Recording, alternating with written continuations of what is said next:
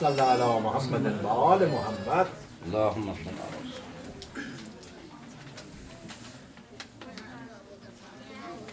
صلى الله عليك يا رسول الله، صلى الله عليك يا أبا عبد الله، يا رحمة الله الواسعة ويا باب نجاة الأمة. يا ليتنا كنا معكم سيدي فنفوز فوزا عظيما.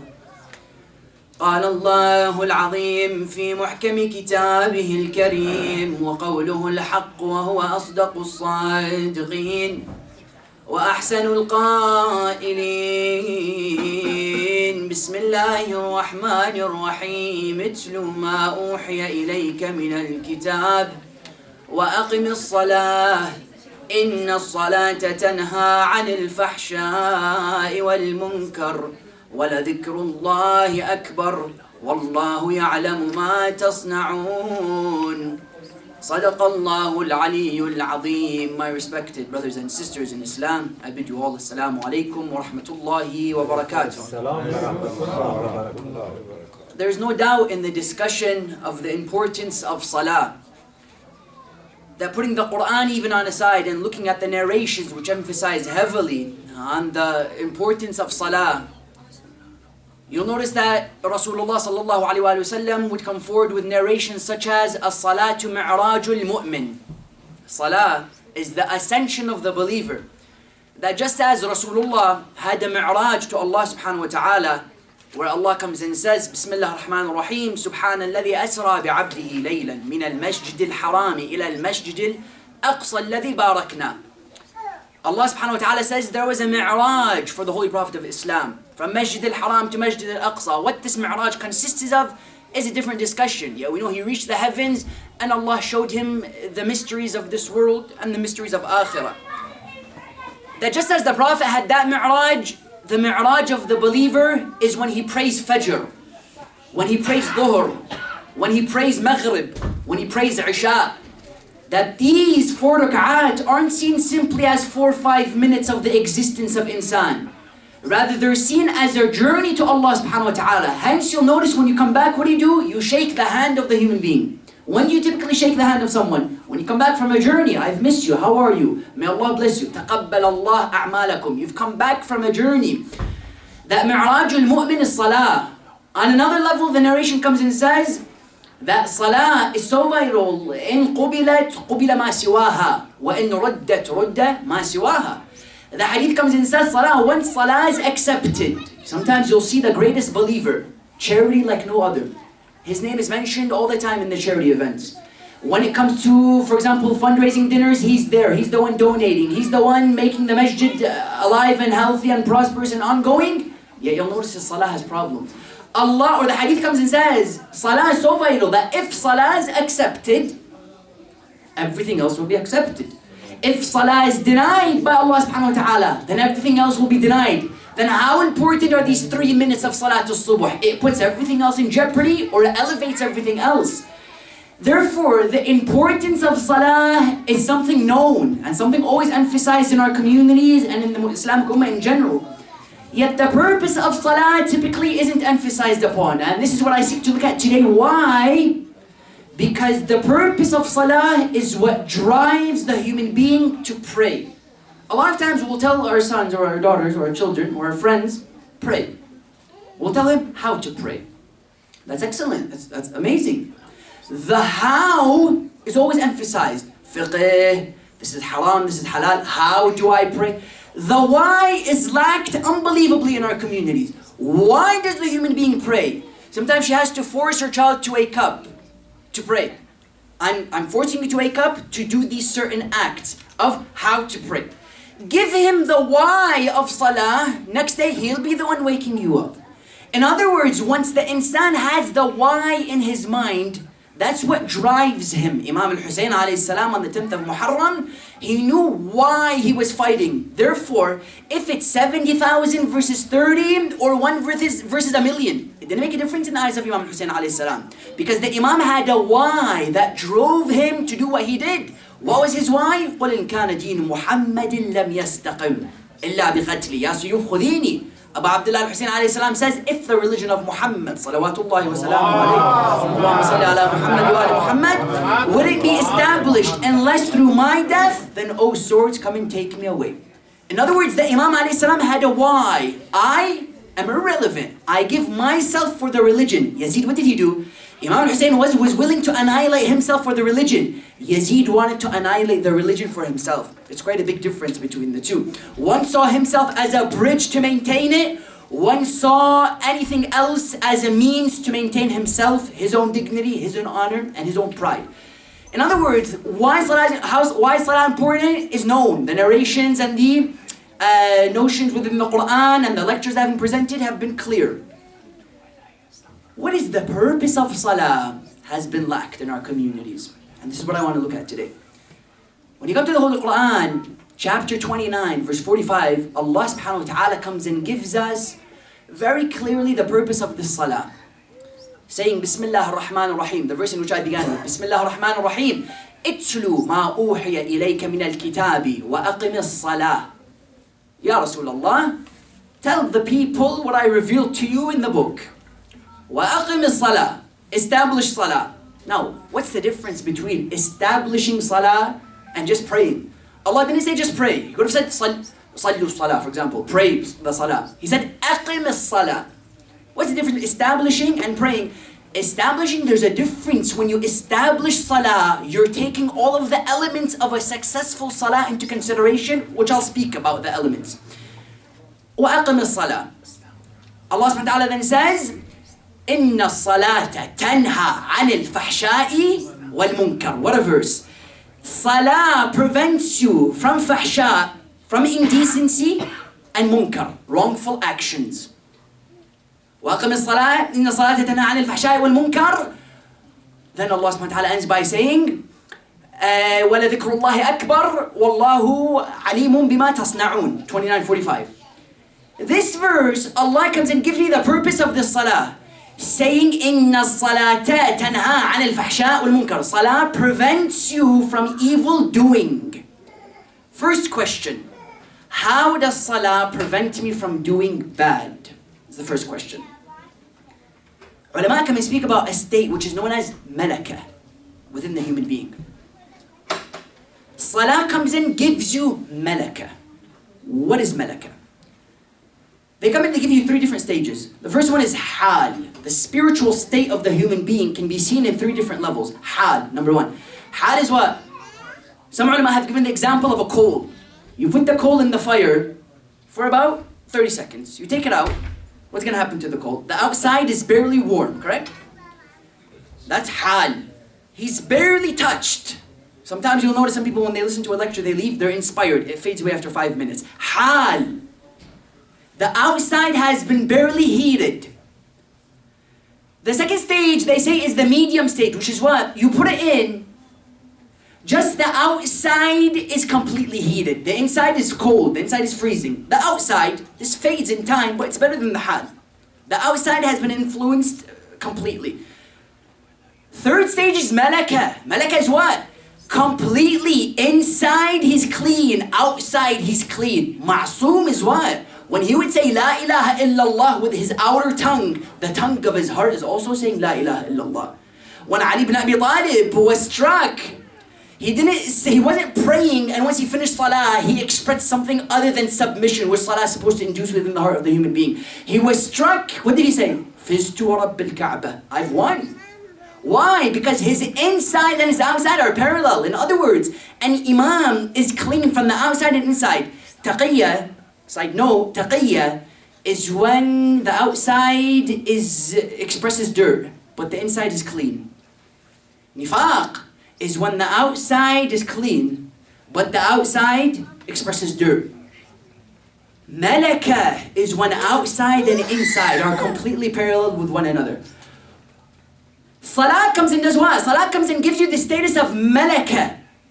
Now, why? Allama Tabatabai goes into unbelievable detail. He says, number one, why does Salah create malaka? Number one, Salah creates malaka because it has repetition.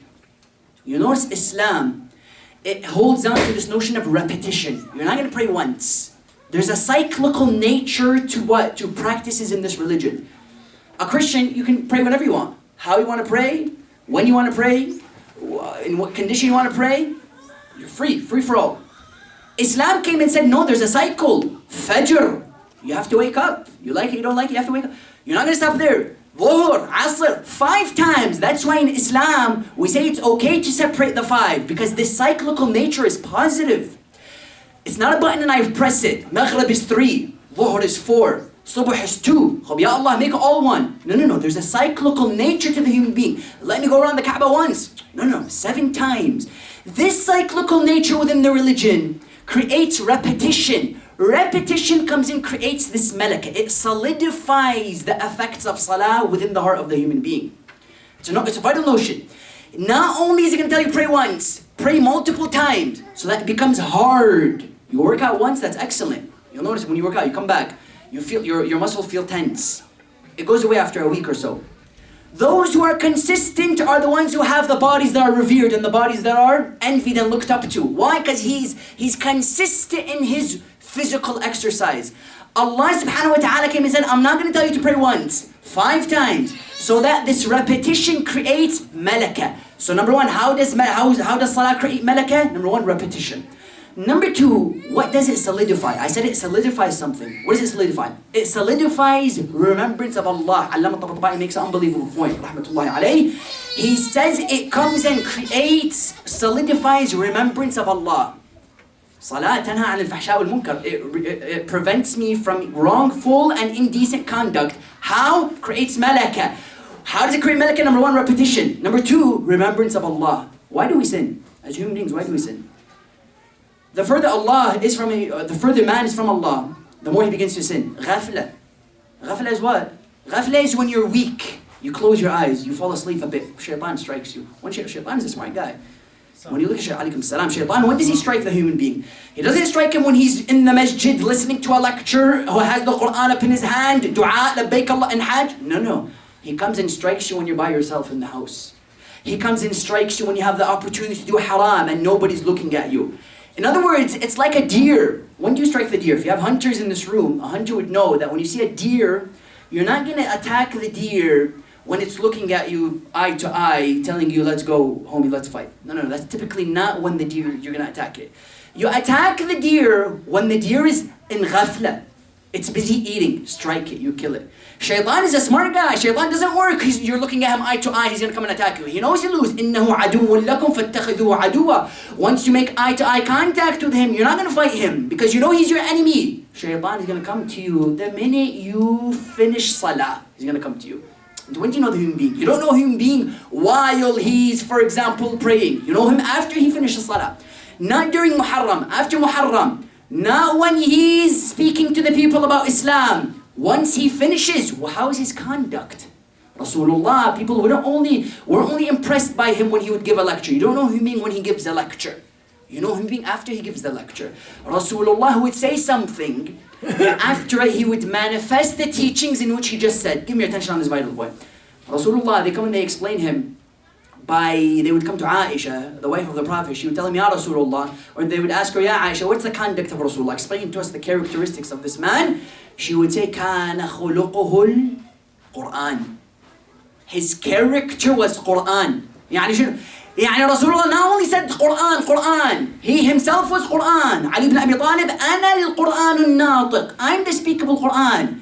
In other words, shaitan comes to you when you're in ghafla. 5 times a day I pray, creates repetition. It solidifies dhikrullah in my heart. Dhikrullah is the antithesis of ghafla. That's why when the human comes and asks, how does salah come create malaka? It comes and gives you what? It comes and gives you dhikrullah, solidifies it. That's why people are told to separate salah. Why? Because if I put maghrib and isha together, I may forget Allah after that. Pray maghrib, you have an hour or so in between. You're forced to remember Allah in between these two. It's always at the back of your mind, I have to finish salah. This is forcing you to what? It solidifies dhikrullah. It makes you aware constantly. That repetition, it comes and solidifies dhikrullah. It always makes you aware. Do you know why they envied Muhammad? They envied Ahlul Bayt salawatullah salamu alayhim ajma'in because they were always aware. They would say in the battle, Hind would come to Wahshi. She would tell him, Wahshi, can you kill for me Hamza today? He would say, yes, I can. She would ask him, can you kill for me Rasulullah? No, because he has too much people surrounding him. I can't kill Rasulullah. Can you kill for me Ali bin Abi Talib? No, not Ali bin Abi Talib. She said, I understand why you can't kill Rasulullah. He has too much protection around him. I can't get to him. I understand why you can kill Hamza. Why you can kill Hamza? But tell me, why is it you can kill Hamza but you can't kill Ali bin Abi Talib? Unbelievable reply by an enemy. That's how you know if somebody's great, when his enemy attests to his greatness. She would instantly reply. She would say that Ali ibn Abi Talib, Hamza, when he fights the person in front of him, he forgets who's behind him. There's a bit lack of awareness in Sayyid al-Shuhada. Ali ibn Abi Talib, she would say, when he fights the person in front of him, he knows who's behind him. I can't get to Abu al-Hasan. When I fight the person to my left, I know who's to my right. In other words, the awareness in the eyes or in the mind and the existence of Amir al-Mu'mineen was on a different level. This awareness comes from what? That basira comes from al-basir. There's a connection. That ilm that he had comes from al-alim. That hikmah that he had comes from al-hakim. That connection he had was completely from Allah. That remembrance. Ala bi dhikrillah tatma'innu al-qulub. In other words, how does salah create malakah? It solidifies repetition and it solidifies the remembrance of Allah subhanahu wa ta'ala. That's why some people may come and ask a question. Does every salah create malakah? Brother, I just prayed yesterday, today I sinned. I just prayed yesterday, I sinned. Some may say, some may use this argument. I just did that, I sinned. How are you going to come and tell me it creates malakah? I pray all the time, it doesn't create malakah for me. Question, does every salah create malakah? Or is there a specific type of salah that's going to create malakah for insan? It's a vital question. How many people have you know salah? Allah comes and says, اتل ما أوحي إليك من الكتاب وأقم الصلاة إن الصلاة تنهى عن الفحشاء والمنكر. Salah is supposed to remove bad actions from you. It prevents you from doing bad deeds. Ya Allah, I pray, I commit sins. I pray after that, I express arrogance to the creations of Allah. I just showed humility to Allah. I show arrogance to the creation of Allah. I just said, اهدنا الصراط المستقيم. I go and I blast the music. I just say this, I show hypocrisy, greed, cheat, lie. Allah, تنهى عن الفحشاء والمنكر. Yeah, I do things and I still feel I do bad things. Guys, what kind of a salah creates malakah? Ulama come express for us nearly 3 different elements for the salah which creates malakah. Number 1 is salah on time. Fajr is at 6 a.m. He prays at 1 p.m. And what are you going to do? And you expect to get a status of malakah when Allah comes and says, إن الصلاة تنهى عن الفحشاء والمنكر, one verse where Allah subhanahu wa ta'ala comes and says إن الصلاة كانت على المؤمنين كتابا موقوتا. Look at the verse. Salah has been prescribed to people at specific times. Wallah, I promise you, if there's a movie at 8:30, what time are we at the theaters? 8:30? 100%. I'll put money on it. No, not 8. We're there 7:45. Popcorn. The popcorn's gonna go out of. People are gonna buy it. The seat. You expect me to sit in row 11? I need to sit in row 1. But in Jama'ah, he doesn't want to pray in row 1. Yet when the theater comes, he runs like it's Jihad al-Akbar. Row 1, I need to be there. Who he goes with, it's all prepared. Which car are we going to take? It's all set and done. It's in stone. Allah comes and says, pray at 6 a.m. Allah knows why He's telling you to pray at 6 a.m. There's a discipline in Salah. Is a discipline at its core. Salah is a discipline. Adab salah, asrar salah. Books have been written about salah. Salah itself is a world, it's an existence, it's a journey. In other words, number 1, salah in its time is one of the elements that allows me to have a salah which can be considered that which prevents me from bad deeds. Number 2, internal purity. Internal purity means what? They give you it in a number of elements. Number 1, honesty, sidq. A vital point. I'm a sinner. I stand on that salah as a sinner. Sometimes we're dishonest with ourselves. I don't say what I need to say to Allah in that qunut because I realize that there's sometimes it's arrogance in the human being. I'm not going to admit the status that I'm at. I'm going to lie to myself and say something which makes me feel that I'm at a higher level. Sidq is what? I'm honest. I'm a sinner. I go on to that prayer mat as a sinner. Sidq. Ikhlas, sincerity.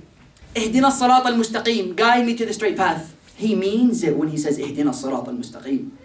صراط الذين أنعمت عليهم غير المغضوب عليهم. Guide me to that straight path. He means it. How do you know if he means it? Ulama come and say, some people have asked ulama, how do we know if salah is accepted? Vital. How do I know if salah is accepted? What did he say? He says salah is accepted. I want to know, is asr accepted? Between asr and maghrib, did you commit a sin? Between asr and maghrib, did I do something which displeased Allah? If I did, then know that salah has an ishkal in it. Because salah is supposed to do what? It's supposed to be a salah of sincerity. Ihdina, guide me. I finish, I go searching for that path of guidance. Look at Malik al-Ashtar. Malik al-Ashtar made it clear that his salah, what? It made him who he was, Malik al-Ashtar. Malik al-Ashtar in essence was a product of salah. I'll give you an example. He would be walking in the streets. A man takes the seed of the day, he pelts it at the head of Malik. Malik would walk with his hoodie on his head. And some people may have mistaken his humility for weakness. That happens. He would be walking, he would take the stone, he would pelt it at him. The man comes to him and tells him, do you know who you just threw the stone at? He would say, no. He would say, you threw the stone at Malik al-Ashtar, commander of the army of Amir al-Mu'mineen. And if you wanted to put your head in a plate at the moment, he would be able to do it. He would say, is that right? He would say, yeah. Well, I didn't know. As if it wasn't Malik al-Ashtar, it would have been halal, mustahab too. He would say, I didn't know. He would say, go and ask forgiveness before he does something to you. He would go and he would follow Malik al-Ashtar. Footsteps. You would see him in a masjid. He notices he was praying salah. He finishes for Malik to finish. He tells him, Malik, forgive me, wallah, I didn't know who you were. If I knew who you were, I wouldn't have threw it at you. He would tell him, calm down. Don't worry about it. He said, what do you mean don't worry about it? I threw it at you. Forgive me. I apologize. He would say, do you see these 2 rak'at I just prayed? He would say, yes, I see it. I waited for you to finish so I can ask for your forgiveness. He said, these 2 rak'at I just prayed was me asking Allah to forgive you. Malik al-Ashtar, what is he saying? This salah which I just prayed, oh man, I allowed it to what? Permeate my actions. And not only was ihdina, no. I speak to Ghaffar. I also expressed forgiveness to you because I prayed to the one who is forgiving. تَخَلَّقُوا بِأَخْلَاقِ اللَّهِ, the hadith comes and says, act with the actions of Allah subhanahu wa ta'ala. That was he showing sincerity. It affected his actions. On another level, so he says, صِدْق, ikhlas, and then you have the external. External, the clothes needs to be pure. You see sometimes, some youth, wallah, it's unfortunate, and I don't mean to make them feel as if they're doing the injustice, but it's very sad. Sometimes you see he comes with not only shorts is fine, but dirty shorts. With a shirt that's filthy. Socks that makes even the angels run away. Forget the humans, it makes the angels escape. Yani external purity is what? Khubth. Najasa from the salah. These are what they call, they make the salah batil. In other words, external purity, internal purity, and then you come to the vital question. Who can I look at as a practical example who applied these elements? Because we as human beings, we need examples, right? We need to know if something is said, this is the equation. Give me an example. In school times we tell the teacher, give me an example. It's not enough for you to show me what I'm supposed to do. Give me an example of this formula that you're talking about. There is no better example than Fourth Imam alayhi salam. Tonight, being the birth of Sayyid al-Sajideen, Ali ibn al-Husayn, salawatullahi wa salamu alayhi. There's no better example to look at an ideal worship than from the ornament of worshippers. Imam Zain al-Abidin alayhi salam, why is he the best example to take? First question. Because we know that Imams have roles. The role of Imam Sajjad was most relevant to Salah. Imam al-Kadhim alayhi salam, because we know the goal was one. For example, when Allah subhanahu wa ta'ala in Surah Al-Jum'ah speaks about Rasulullah, من آياته ويعلمكم الكتاب والحكمة. يعني the goal of the Prophet was to bring the book. Surah Al-Jum'ah comes and explains wisdom, the signs of Allah. The goal is one in Islam. The Prophet, to bring justice, to bring justice to the people. The roles differ greatly. Imam al-Kadhim alayhi salam didn't take the sword and fight like his grandfather Abu Abdullah. Why? Imam al-Sadiq gave knowledge. Imam al-Hussein fought. Imam, for example, Sajjad had another role. Other Imams had other roles. Each Imam had a role which was relevant to his time. Imam al-Kadhim, was he to take a sword and fight? Islam would have been done. The man was forced to express patience 14 years in the jail cell. You look at somebody, for example, like Imam Sadiq alayhi salam. Imam Sadiq didn't fight like Imam al-Hussein. Why? Imam Sadiq the time needed knowledge. The minds were weak. Imam Sajjad alayhi salam had one of the most important roles. Why? Because after Rasulullah, Islam was in jeopardy. For Rasulullah, Islam was in great jeopardy, and it was never in jeopardy as much as it was in Karbala. The blood of the grandson of the Prophet was spilled. The ladies taken up as captives. Islam was never in jeopardy as it was in the battle of Karbala. This phase after Rasulullah, ulama referred to as Fatratul Tasheeh or Marhalatul Tasheeh, the correctional phase. It was time to fix. Rasulullah already established the tree, but you have people coming and doing bad things to the tree. We had to stop them from coming to the tree. The tree was already there. Rasulullah, what did he do? He established it. Nubuwwah establishes, Imama waters, right? Rasulullah, he established the tree. Imam now had to come and what? Take care of the tree, renew the soil, give it sunlight, make sure it's in good condition. Each Imam had a different role. Imam Sadiq with knowledge, 5,000 students, grandson of Rasulullah, Imam Sadiq alayhi salam had. Imam Baqir alayhi salam, the knowledge he would give Imam Sadiq, his students who became founders of theories and founders of sects. It's so unfortunate today, people pride themselves in being followers of a student. You tell them, Habib, my friend, you know, there's a teacher of this student, you want to get to know him as well. No, he's captivated by the student. He forgets there's a teacher. In other words, Imam Sadiq had a role. Imam al-Kadhim, patience. Imam Sajjad had a vital role. Why? Because his was right after Karbala. He had to live 34 years in this stage. Marhalatul Tasheeh, this correctional stage. After Karbala, Imam, they say, was 22, 23. Imam died at 57. These 34 years of the Imam alayhi salam, he lived in the correctional phase. How did the Imam alayhi salam deal with correcting the minds of the people? Give me your attention on this unbelievably vital point. To understand the role of Imam Sajjad. Imam Sajjad had to come and correct the people. How did he do it? Through the spiritual path. The spiritual path of the Imam alayhi salam was emphasized by no Imam as the Imam alayhi salam. Imam Sajjad, the spiritual path. And Salah is a spiritual act. Therefore, no Imam taught us how to pray, the quality of a Salah, as much as Imam Sajjad alayhi salam. You with me? What were the roles of the Imam? Before I come to the spiritual path, what is the spiritual role of the Imam? I'll come to it.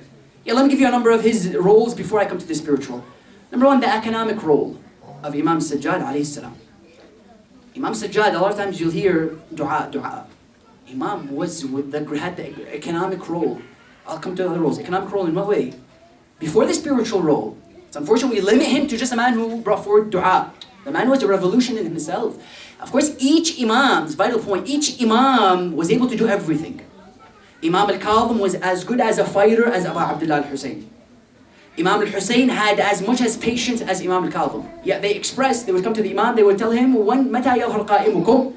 He would say, كُلُّنَا قَائِمُونَ بِالسَّيْفِ. All of us are risers. Yet the Imam, that's his role. He's going to come and fight because that's what's needed. To come to people who have staunch ignorance like never before and come and give him a hadith, he'll laugh at you. There's going to be certain things that the Imam has to do to get rid of these people. Therefore, the Imam alayhi salam had what? Number one, the economic role.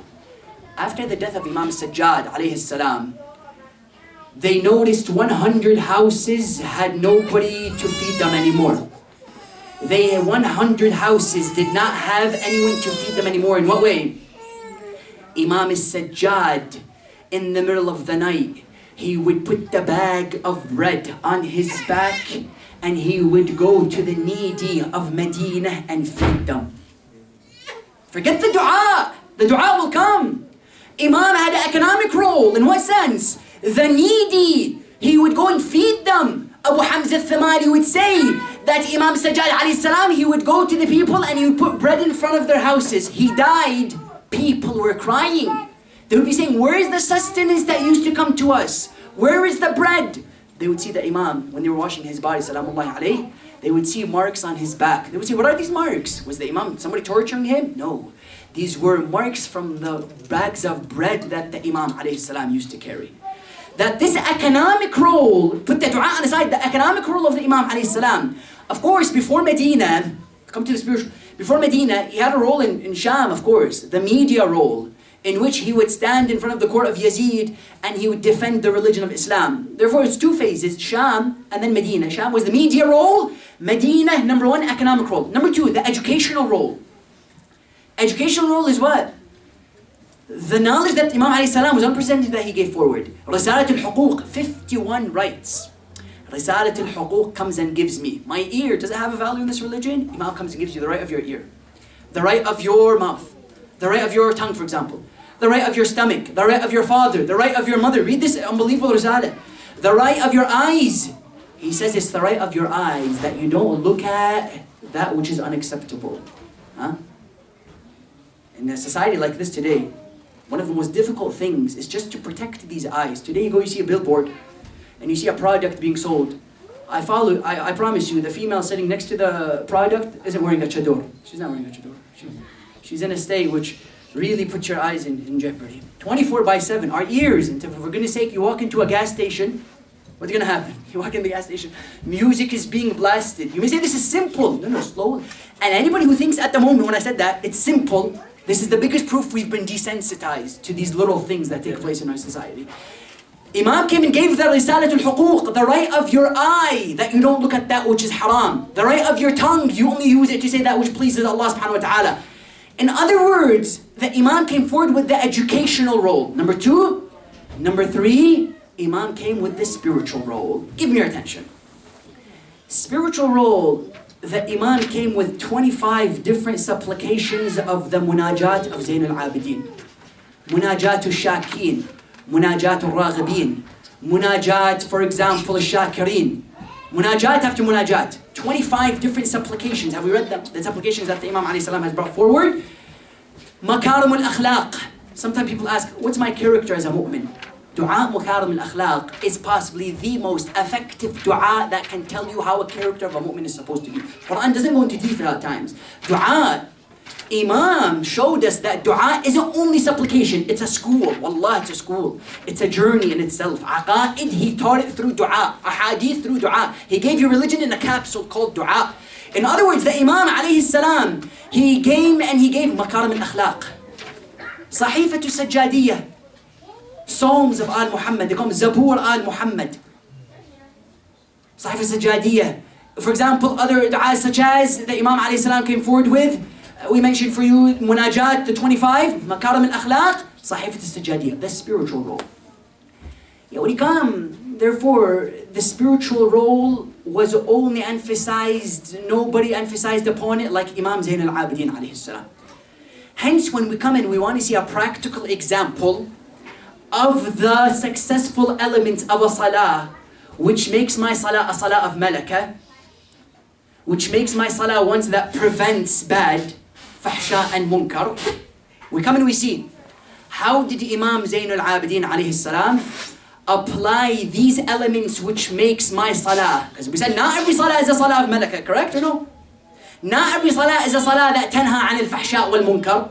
There's a certain salah, a salah that has internal purity, external purity, and a salah which brings these elements into perspective. How do we see these elements in the life of Imam Zayn al-Abidin? Let me give me your attention on this last final point. Sayyid al-Sajidin, when you come into his salah, on the offset, his name is Zayn al-Abidin, the ornament of worshippers. Nobody attained this level except the Imam alayhi salam. He's the ornament of salah. Internal purity. You come and you look at one element which was as well included into those internal purities is direction.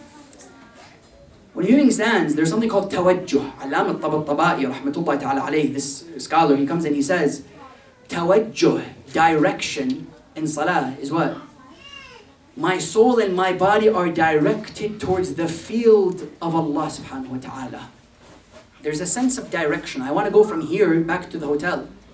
I need a GPS. If you don't know where to go, you need a GPS. Direction is vital.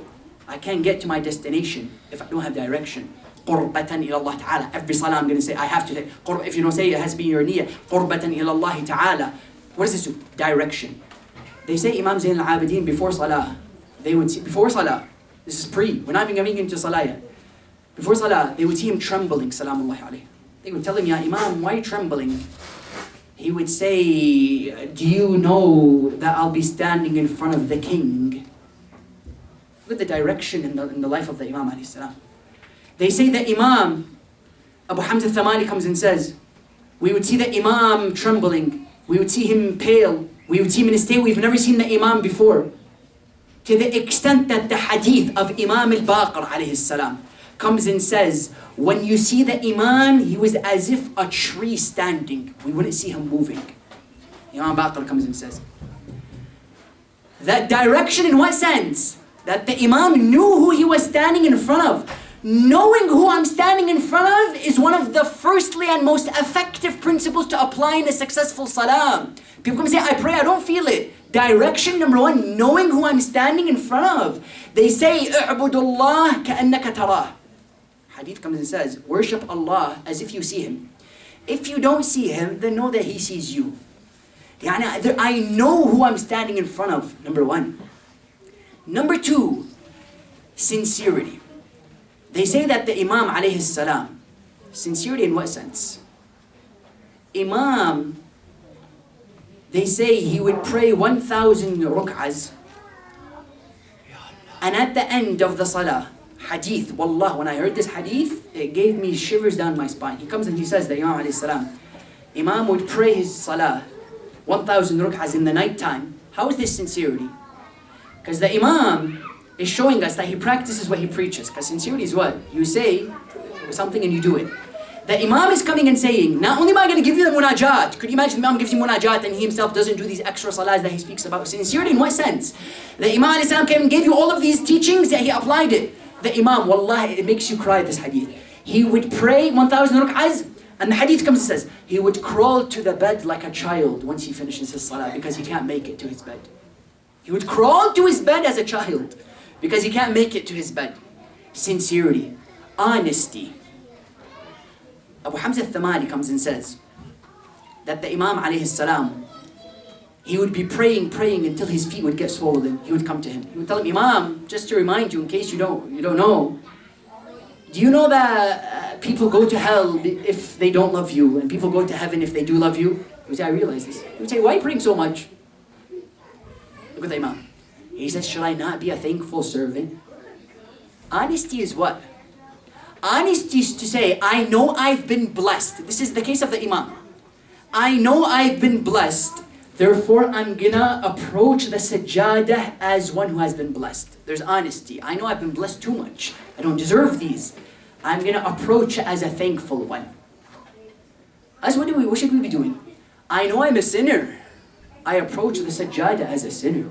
When I say, Ya muhsinu qad ataka al-musi, anta al-muhsinu wa ana al-musi, fatajawaz amma ta'lamu minni, innaka anta al-a'azzu al-ajallu al-akram. Ya, O Muhsin, O the one who is graceful, O the one who is good, the sinful one has come to you. This is what? These things before Salah are unbelievably effective. Saying things before Salah has an effect. Ya Muhsin, O Allah, the Musi is coming to you. I'm reminding myself who I am. Honesty. Yes? Therefore, sincerity in the life in the Salah of the Imam, you have honest sincerity, direction, honesty, and then on that last level, pleasure in worshipping. This could be seen as the wrap that puts everything in perspective. When the insan loves what he's doing, you don't need to come and force him to be truthful. When you love somebody, do you have to remind yourself, ask yourself, when you love someone, do you need to remind yourself, be respectful to her or to him? Do you need to remind yourself, be honest with him or her? No, because there's love in the picture. Love is that element that burns everything. Al-hubbu narun, the hadith comes and says. Love is a fire. It does not pass by anything except if it burns it. How do we know the Imam had pleasure? The hadith comes and says that the Imam would pray 1,000 ruk'ahs to the extent we would see him as an ear of corn and the wind would blow him left and right. Wallah, you imagine this hadith. It was like an ear, you imagine the ear of corn, it's going back and forth. You know what that signifies? That signifies that Imam forgot himself. He doesn't know where he's speaking to somebody else. He's disconnected from this world. And of course he's a reflection of his grandfather, Amir al-Mu'mineen, who they would come to Imam Sajjad, they would tell him, your salah is unbelievable. He would say, give me that book. They would bring the book. He would read something, he would put it down. He would show sadness. They would say, why are you sad? He would say, my salah is nowhere near the salah of Amir al-Mu'mineen, Ali ibn Abi Talib. The Imam who in Siffin, you think about this, an arrow, these aren't gimmicks, brothers and sisters, these aren't fake stories. The Imam alayhi salam will be praying, an arrow comes into his foot. These aren't legends. An arrow would come into his foot. He would only finish salah and then he would remove it. They would tell him, they would come to Imam Hassan, when should we remove the arrow? Remove it when my father is in sujood. Why? Once he's in sujood, he's checked out. No, you check out, you're gone. I've checked out from this world in sujood. When he's saying, Subhana Rabbi al-A'la, the highest. Everything else is lower than him. How can I think of anything else when he is the highest and everything else is below him?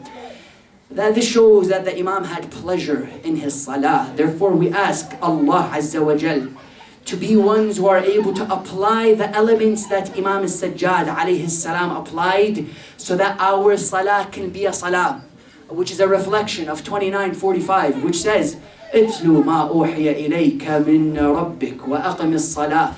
Inna as-salata tanha 'anil fahsha'i wal munkar. Wa la dhikrullahi akbar.